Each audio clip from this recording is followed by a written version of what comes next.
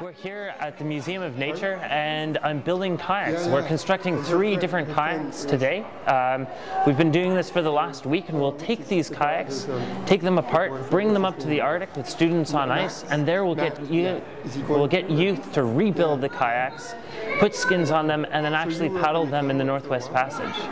They're a modern interpretation of traditional kayaks. So for one, we're using kind of much better material than the Inuit would have ever had to build these. And then from the other perspective, we're not putting sealskin on the outside of them.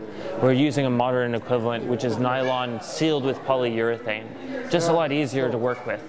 So you're using modern materials based on traditional design? Exactly, yes. And of course, back in the day, people would have actually made their kayaks specific to each individual person. So 3 times your arm span, for instance, would have been the length of the kayak. But because these kayaks, we're going to get a whole bunch of different youth to paddle them, we've had to take a more generalist approach to the kayak building. And we really want kids to be able to experiment, to try out. And then afterwards, we'll bring the kayaks back south.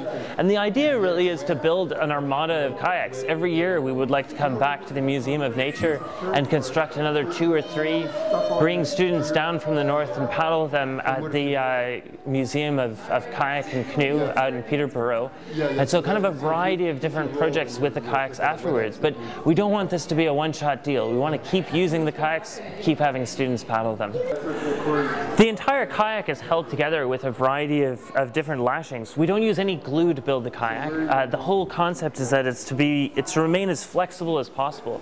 So as you go over waves, the whole kayak flexes, and that makes it very energy efficient and slightly terrifying to paddle.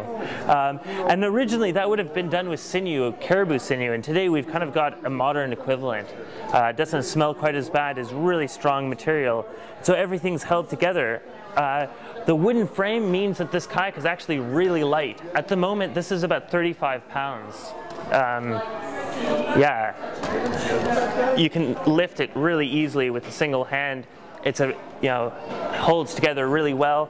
By the time that we put the skins on, the nylon and polyurethane, these will weigh probably about 50 to 55 pounds.